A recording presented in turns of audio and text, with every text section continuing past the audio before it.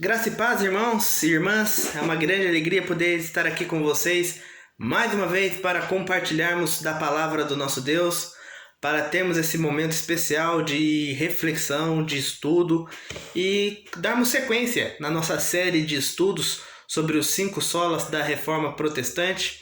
Então convido vocês a reservarem um tempo para esse aprendizado, para nós podermos juntos meditar nessa palavra, analisar com cuidado cada um dos versículos e desde já vamos pedir o direcionamento do Espírito Santo para que abra o nosso entendimento, nos leve à plena compreensão da sua vontade e nos molde segundo o teu querer. Amém? Vamos falar com Deus então? Bendito Deus, amado Pai, nós te louvamos, te agradecemos porque aqui estamos mais uma vez para estudarmos da tua palavra, para meditarmos nos teus mandamentos e entendermos, ó Pai, como que o Senhor tem operado maravilhas em nossas vidas, ó Pai, como que o Senhor tem sido extremamente bondoso para conosco e qual é a melhor maneira, Pai, de andarmos segundo o teu padrão, segundo o teu querer, para a honra, para a glória do teu santo nome. Pedimos ao teu Santo Espírito que nos conduza a esse entendimento, que não seja uma ministração humana, que não seja aprendizado meramente teórico, mas sejam palavras que de fato transformem nossas vidas, transformem nossas atitudes e nos moldem para teu louvor, ó Pai. Seja conosco, abençoe cada um que está me assistindo nesse momento, que a tua glória também esteja presente na vida de cada um deles, ó Pai. Em nome de Jesus, amém. Amém, queridos?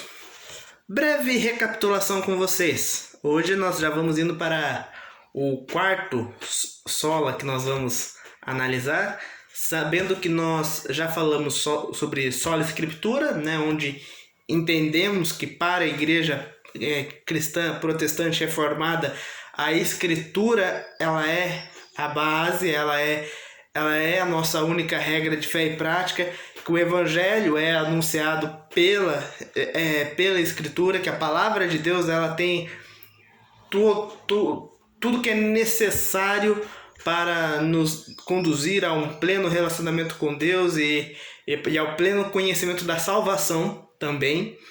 E entendemos também que essa salvação ela é operada através da obra substitutiva de Jesus Cristo, Filho do Deus vivo, né? Aí que entrou o segundo sola, né? Os solos Cristos, né? Que somente por Cristo nós somos justificado, é Ele quem nos perdoa os nossos pecados, porque é Ele que exerce tal justiça, né, que é posta no lugar da nossa injustiça, né, que a justiça de Cristo é posta sobre nós, né, é imputada a nós, né, porque se Deus fosse considerar a nossa justiça, de modo nenhum nós seríamos aprovados. Por isso, então, Cristo é quem nos justificou. Isso nós afirmamos com louvor.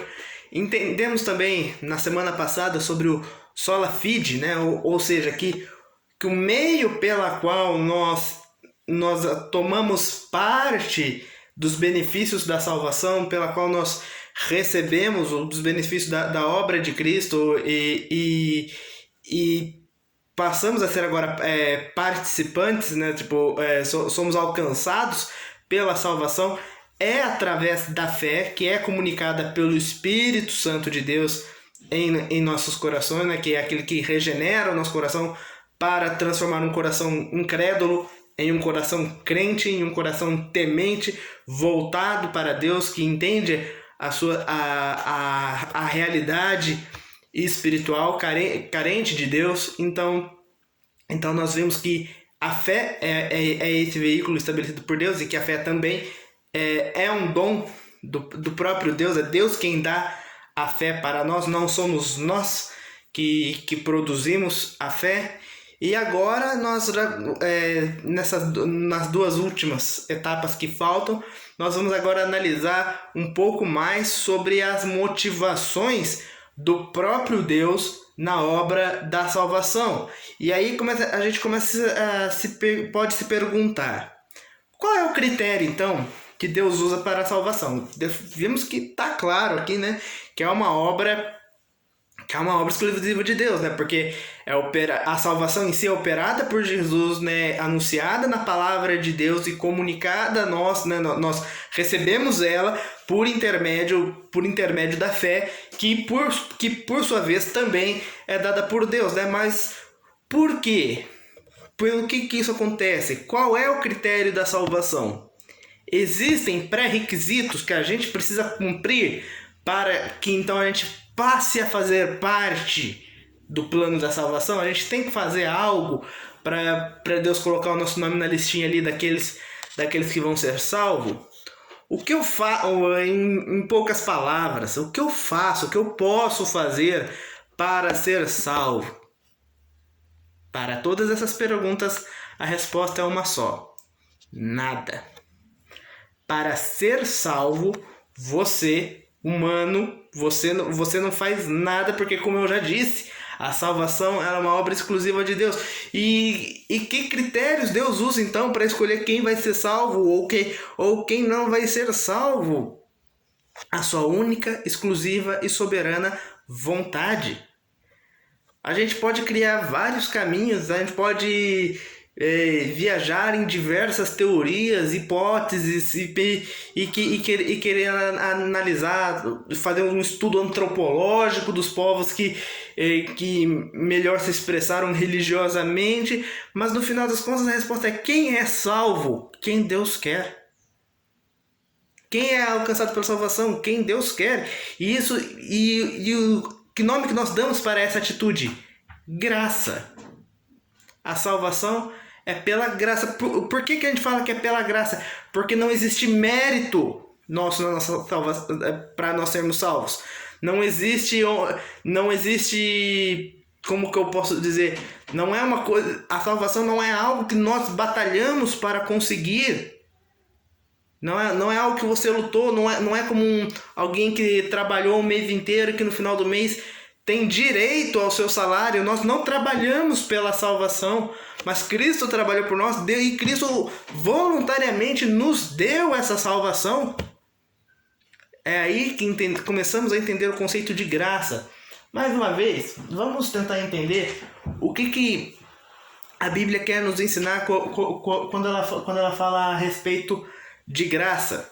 A graça, meus irmãos, na Bíblia geralmente ela vai ter dois usos principais. O primeiro, muitas vezes, para simbolizar uma ação de graças, né, ou uma expressão externa de gratidão, né, de louvor, né? Existem muitos salmos, né, que falam sobre render graças, sobre entrar nos seus átrios com ações de graças. O Paulo também, nas suas cartas, quando vai se referir as igrejas por onde ele pôde pastorear, pela qual ele tem uma próxima relação, ele fala que dá graças a Deus pela vida daquela igreja, dá graças a Deus pela vida dos irmãos daquela igreja. Então, graça não pode tem uma conotação de gratidão, mas também existe o aspecto mais teológico da graça, que ela é quando usada no sentido de representar um favor de Deus. Um favor é algo que você pode dispensar ou você pode receber, né? Você pode dar graça a uma pessoa, ou você pode receber da graça de outra pessoa. E é um favor livre de obrigação, é um obséquio, é algo livre de uma condicional, é algo dado sem que haja nada em troca. Não é uma barganha, não é uma compra, não é uma relação de comércio, né? É algo dado gratuitamente, né? Até a palavra gratuito provém, né, da palavra que é algo que vem de graça. Então, a graça de Deus é o favor de Deus que se estende aos homens, e existe graça na salvação. A salvação é uma graça de Deus, é algo dado por Deus e merecidamente, sem que houvesse algo em troca. Deus simplesmente dispõe a salvação aos seus filhos queridos. E para a gente começar a entender que graça é uma condição, é um favor já estabelecido pela própria Escritura, na obra da salvação, vamos retomar um texto que nós já vimos na semana passada, que é o de Efésios 2, verso 8. Diz assim: porque pela graça sois salvos, mediante a fé. Isto não vem de vós, é dom de Deus, né? Na semana passada eu li esse mesmo versículo com enfoque mediante a fé, ou seja, pela fé, e que é um dom de Deus, essa salvação é operada. Mas porque pela graça sois salvos. Ou seja, vocês não lutaram por isso. Não é porque vocês foram bonzinhos o suficientes para de algum modo atingir os olhos de Deus, para Deus olhar, olhem como aquela família é boazinha, olhem como aquela cidade é boazinha, olha como Abraão é um homem bom, um homem justo, eu vou estabelecer o meu plano com ele. Não. Ninguém trabalhou, ninguém tem mérito para alcançar graça, para alcançar favor aos olhos de Deus, né? E por isso que se chama graça. Porque se não fosse, salvação seria uma conquista, não seria uma dádiva. Percebe a diferença? Conquista, uma vitória, é algo que você trabalhou, que você lutou. É o atleta que correu a maratona toda, chegou ali, ganhou em primeiro, superou os outros, conseguiu se sobressair de alguma forma. E por isso, então, ele ganha o título de vitorioso. É uma conquista, é um mérito. Ele se superou, ele se esforçou, superou os outros. Mas a salvação não é uma corrida que a gente tem que ficar se superando uns aos outros, porque não é assim que funciona. Não é assim que nós atraímos a atenção de Deus para nós, mas Deus dá de livre vontade para quem Ele quer. Assim como alguém hoje tem livre vontade para ajudar quem quiser, você tem condições de ajudar quem você quiser ajudar, e isso não depende de quem está precisando mais ou de quem é mais compreensível, quem é mais legal com você. Não, nós ajudamos, em última análise, aquele que nós queremos. E ponto. Não existe um mérito nisso. É apenas a livre vontade que opera. Assim a graça de Deus que ele distribui. Ninguém está tentando conquistar a atenção de Deus, mas Deus vai lá e distribui livremente a sua salvação. Agora, um outro texto, um pouco mais longo, que daí acredito que a gente vai se deter um pouco mais, mas que ele vai explicar bastante esse processo. Diz as Escrituras, em Romanos capítulo 11, do primeiro verso ao verso 6. Pergunto, pois, terá Deus porventura rejeitado o seu povo? De modo nenhum, porque eu também sou israelita, da descendência de Abraão, da tribo de Benjamim. Deus não rejeitou o seu povo, a quem de antemão conheceu. Ou não sabeis o que a Escritura refere a respeito de Elias, como insta perante Deus contra Israel, dizendo: Senhor, mataram os teus profetas e arrasaram os teus altares, e só eu fiquei, e procuram tirar a minha vida. Que ele disse, porém, a resposta divina: reservei para mim 7.000 homens que não dobraram os joelhos diante de Baal. Assim, pois, também agora, no tempo de hoje, sobrevive um remanescente segundo a eleição da graça. E se é pela graça, já não é pelas obras. Pelo contrário, a graça já não é graça. Se fosse pelas obras, então já não seria graça. Vamos explicar, tentar contextualizar por que Paulo tá falando dessa maneira. Principalmente no verso 9 e no verso 10, Paulo ele vai tratar sobre um assunto bem delicado que geralmente, às vezes, dá controvérsias, né, em alguns debates teológicos, que é sobre a predestinação, que é a obra da eleição, o fato de que Deus, de antemão, antes da fundação do mundo, antes de que nós nascêssemos e cometêssemos o bem ou o mal, independente das nossas obras, Deus já reservou para si o seu povo, Deus já separou para si os seus eleitos, e a esses eleitos ele estende a sua salvação de forma independente. E Paulo, de certa forma, ele pleiteia contra os judeus da sua época, porque muitos judeus incrustaram em suas mentes que a salvação era de Israel, a salvação era um presente de Deus exclusivo para a nação de Israel. Mas quando a obra de Cristo se efetivou e declarou que a mensagem deveria ser anunciada a todos os povos, e os apóstolos começaram a ver gente de outras nações, romanos, gregos, bárbaros, sendo batizados com o Espírito Santo, mostrando verdadeira fé ao Senhor, sem que nem que por isso tivessem que abandonar suas culturas para se tornarem judeus. Então eles perceberam que o amor de Deus rompeu todas as fronteiras geográficas, que a salvação não era mais uma dádiva única e exclusiva do Israel terreno, mas do Israel celestial, compostos por todos aqueles que Deus separou para a sua glória. É isso que Paulo está lutando com eles. E falando, porque vejam que Israel, o próprio povo de Israel, quando Jesus veio ao mundo, rejeitou a Cristo, não o reconheceu como Messias, mandaram crucificá-lo, acharam que ele era um impostor, acharam que ele estava ali apenas para violar a lei, para atropelar tudo aquilo que Moisés tinha ensinado, tudo aquilo, não respeitando toda a história que eles tiveram. Eles não compreenderam Cristo como Messias, e por isso, então, rejeitando, Paulo explicando isso, talvez dessa ideia, nossa, então quer dizer que nós somos largados, quer dizer que a promessa que foi feita para a descendência de Abraão caiu por terra, quer dizer que agora nenhum israelita vai ser salvo? E Paulo explicou, não é assim. Lembra que na época de Elias, quando o povo também estava desviado da vontade de Deus, e eles estavam sendo governados por reis corruptos, e Jezabel estava perseguindo todos os profetas do Senhor, e Elias estava correndo contra a própria vida, e Elias se sentiu sozinho.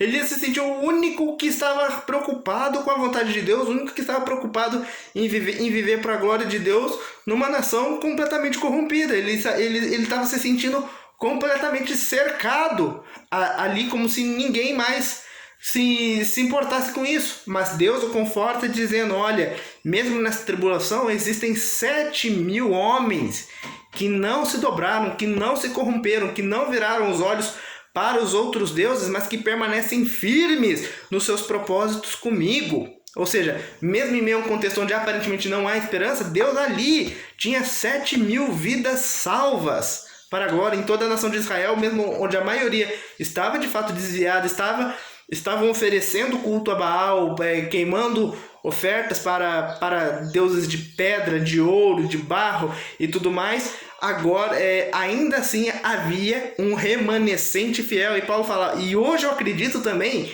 que mesmo que muitos muitos judeus não reconheçam que Jesus é o Messias, ainda existe um remanescente fiel. Existem aqueles que não se dobraram, que permanecem firmes no Senhor, e isso para cumprir o quê? A eleição da graça. Ou seja, não é por mérito, não é o sangue de Abraão correndo nas veias que ia salvar eles, não era a circuncisão que iria salvar eles, não era o ritual, não era a lei, não era a tradição, não eram as festas, não eram as ofertas, não era nada disso que de fato iria salvar o povo de Israel e de fato fazê-lo povo de Israel. Mas o que fazia verdadeiros israelitas, o que forma verdadeiros israelitas, verdadeiros servos consagrados, pertencentes ao povo exclusivo de Deus, e que acreditamos pela fé que nós também fazemos parte desse Israel, não é o mérito, não é sangue, não é nenhuma obra humana, mas é a graça. E como disse, e se é pela graça, não é pelas obras. A salvação não tem nada a ver com o nosso ritual, sabe? Com os ritos que nós praticamos dentro da igreja, não tem nada a ver com o sacramento, não tem nada a ver com qualquer obra que nós tomamos iniciativa, que nós tomamos parte. Deus é que efetivou e distribuiu segundo seu bem-querer. E aí que fala, se a gente colaborasse de qualquer forma para que salvação se concretizasse, Paulo fala, já não seria graça. Se fosse por qualquer mínima obra que fosse, então já não seria graça, seria mérito. A gente teria que fazer por merecer. Muitas pessoas tratam a salvação como uma obra humana, como uma obra da sua decisão. Você tem que decidir ser salvo, você tem que correr atrás da salvação, a salvação você tem que conquistar. E não é verdade. A salvação ela já é toda feita por Deus e dada a nós gratuitamente. Do contrário, a Bíblia tão enfaticamente não a trataria como uma graça. Ah, mas Pedro, tem tantos textos que falam sobre desenvolver a salvação e sobre aquilo que nós podemos fazer. Tudo o que nós fazemos, tudo que nós tomamos parte, que cabe realmente a nossa responsabilidade de fazer, decisões que nós temos que tomar, atitudes que nós temos que tomar, participação nos sacramentos, participação, comungar junto com a igreja, junto com os demais santos, as obras de caridade e da piedade, o abandono do pecado, tudo isso não é salvação, é santificação. Tudo isso são obras posteriores à obra da salvação. São coisas que acontecem após a salvação já ter sido operada gratuitamente, divinamente em nossas vidas. Bom, tudo isso que eu citei, toda a participação efetiva da Igreja do Senhor dentro do corpo de Cristo, ela não acontece se a salvação não acontece primeiro. Ninguém quer fazer nada dentro da igreja, ninguém quer ter parte nenhuma dentro da igreja se primeiro não tivesse sido alcançado, se primeiro o espírito não tivesse sido regenerado, transformado a visão da pessoa para ali entender que é importante estar lá, que é estar importante com os irmãos, que é importante ser membro, que é importante participar, que é importante viver a verdadeira comunidade cristã como um organismo vivo que nós somos, como parte do corpo de Cristo. Então, são duas obras diferentes. A obra da salvação, ela é única e exclusivamente feita por Deus. A obra da santificação, sim, ela tem que ser expressada em ações. Ela tem tudo a ver com obras. É uma fé que se evidencia pelas obras. É aquilo que nós mostramos ao mundo, aquilo que Deus operou. Nós externamos um acontecimento interno dentro de nós. Então aí isso é assunto para uma outra aula. Até, quem sabe um dia a gente não converse melhor só sobre aquilo que cabe à santificação, aquilo que faz parte da vida de alguém que já entendeu e já desfruta de todos os benefícios da salvação. Vamos continuar com o ensino do apóstolo Paulo, que diz assim, em Filipenses, capítulo 2, verso 12 e 13. Eu falei ensino do apóstolo Paulo, claro, né? Ensino de Deus ministrado através, pelo Espírito Santo, escrito pelo apóstolo Paulo, tá? Não me interpretem mal. Diz assim, Filipenses 2, 12 e 13. Isso aqui é mais um argumento para aquilo que eu estou tentando mostrar para vocês, que a salvação ela é graça porque ela é toda feita por Deus, né? E então não independe de nós. Diz assim: de sorte, meus amados irmãos, do modo como sempre obedecestes, não como na minha presença somente, mas muito mais agora na minha ausência, efetuai a vossa salvação com temor e tremor. Ou seja, efetivem, mostrem a salvação de vocês. Aí vocês podem falar, Pedro, então você estava errado, o seu discurso não valeu de nada. Não é bem assim. O demonstrar da salvação é para quem já entendeu e já foi alcançado pela salvação. Ninguém pode mostrar salvação se primeiro não tiver sido salvo. E para mostrar que o ponto aqui, diz o versículo 13, porque Deus é o que opera em vós, tanto o querer como o efetuar. Efetuar é a vossa salvação. Deus opera em vós o querer e o efetuar, segundo a sua boa vontade. Entendam? Então, ninguém vai mostrar a salvação, ninguém quer expressar para um mundo que foi alcançado, que foi regenerado, que foi plenamente lavado pelo sangue de Cristo, que está agora perseverando na fé, aguardando a vinda do seu Senhor. Ninguém quer mostrar santidade se não tiver isso já implantado dentro de si. E essa semente do desejo, do querer demonstrar, é dado por Deus. Deus que dá o querer e Deus que dá também o concretizar. Ou seja, Deus está nos suportando, Deus é o apoio, até mesmo para a gente mostrar a santificação, até mesmo para a gente expressar aquilo que Ele já operou através de Cristo.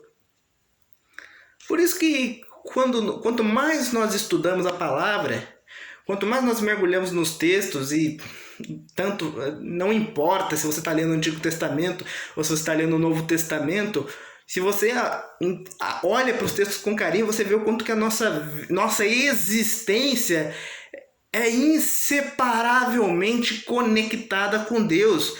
Nós somos dependentes de Deus de uma forma que não dá para explicar. Mais até do que um bebê depende da sua mãe e está ligado a ela pelo cordão umbilical, de uma maneira ainda mais profunda, nós estamos... A nossa vida cristã, a nossa vida de salvo, nossa vida de regenerado, tirado das trevas, tirado do mundo, separado para o povo de Deus, ela está intimamente ligada a Deus de uma forma que não tem um passo que a gente dê sem que nós não estejamos ligados a Deus. Tem que Deus não esteja operando e trabalhando na nossa vida. E é isso que eu queria levar você ao nosso entendimento. E mais um último versículo para nós analisarmos. Diz assim, Romanos, capítulo 6, 22, 23.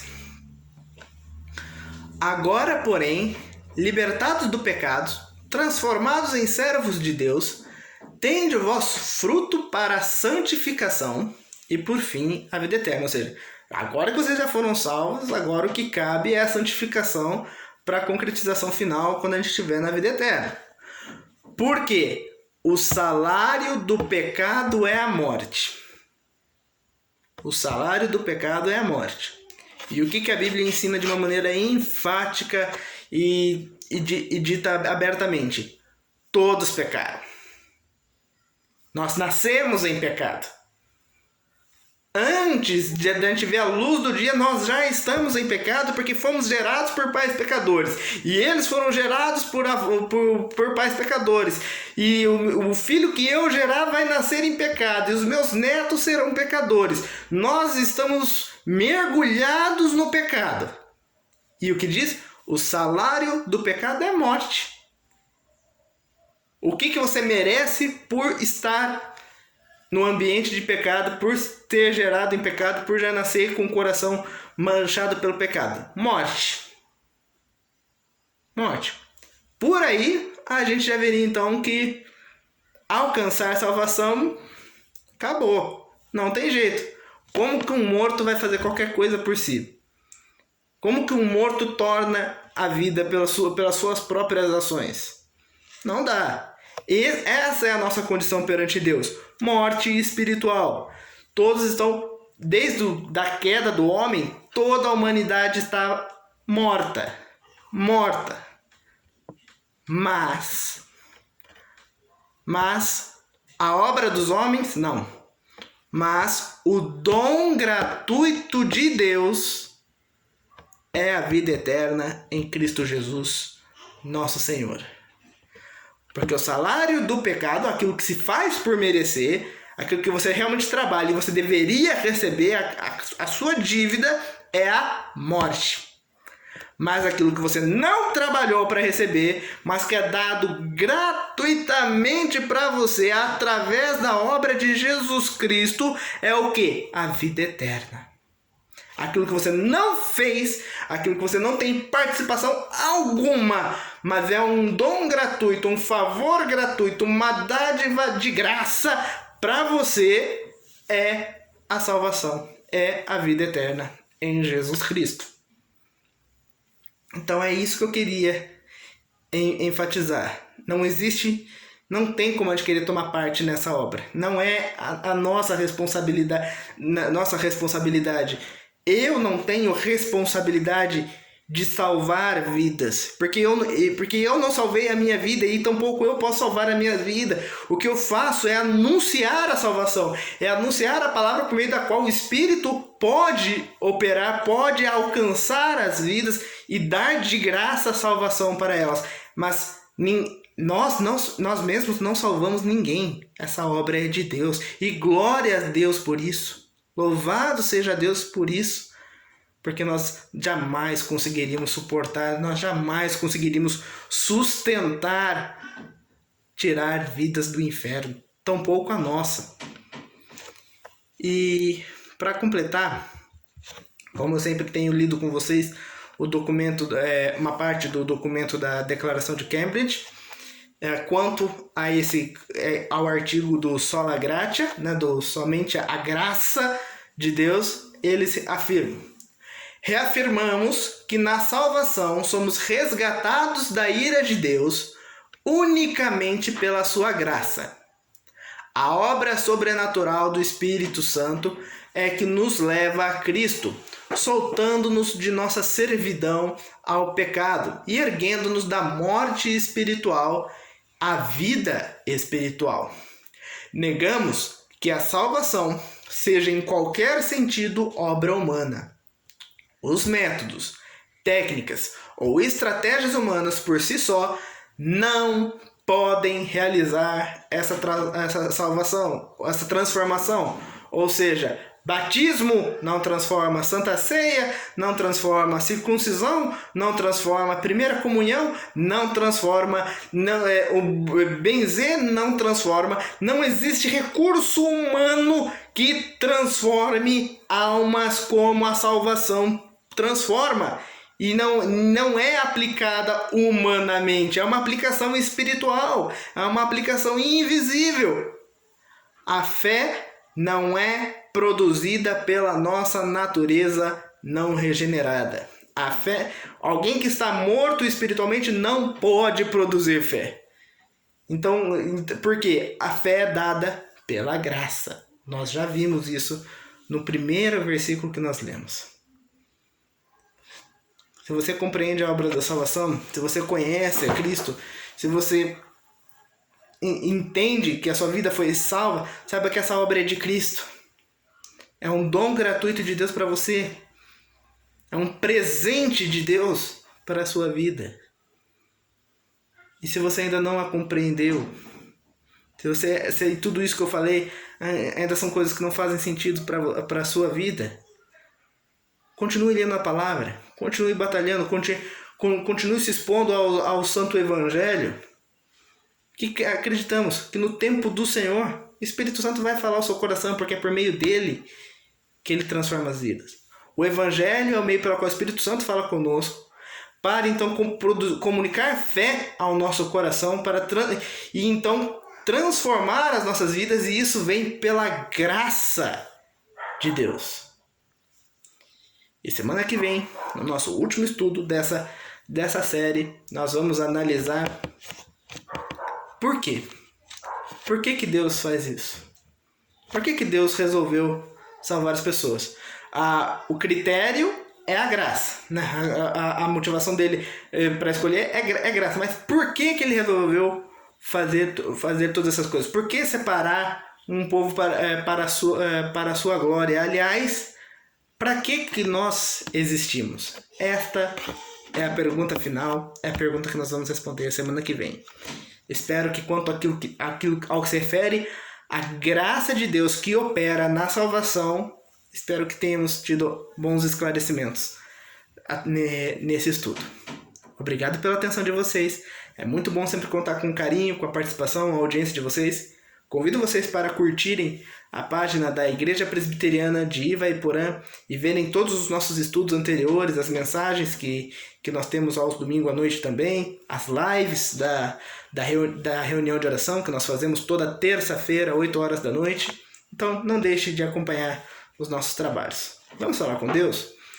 Bendito Deus, obrigado mais uma vez pela Tua palavra, que nos ensina, que nos exorta, que nos molda e que nos ensina mais acerca da graça, que nos ensina acerca de quanto que o Senhor foi maravilhoso, longânimo, e de uma forma incomparável, benigno para conosco, dando de graça o maior presente, a maior transformação, Pai, de vida que nós poderíamos receber, livrando nossa alma do inferno, pagando nossa dívida, purificando-nos e nos colocando no lugar mais alto e sublime, onde hoje aguardamos o resgate do Teu Filho Jesus, para vir nos buscar, onde iremos morar no reino dos céus para sempre. Obrigado por esse presente. Obrigado por ter nos escolhido. Obrigado por agir poderosamente em nossas vidas. Peço para que o Senhor também continue a Tua obra operando também na vida daqueles que têm ouvido essa mensagem, para aqueles que ainda estão surdos ao Teu entendimento, que ainda estão com o coração endurecido, que o Teu Santo Espírito opere na vida deles, quebrante os corações, ó Pai, façam entender o grande tesouro celestial que está bem diante dos nossos olhos. Por tudo nós Te louvamos e Te agradecemos e pedimos a Tua bênção, ó Pai. Ser conosco nessa semana, que possamos reconhecer a Tua graça e a Tua bondade sobre nós todos os dias. Em nome de Jesus. Amém. Amém, queridos. Obrigado pelo carinho de vocês. Deus os abençoe. Até a semana que vem.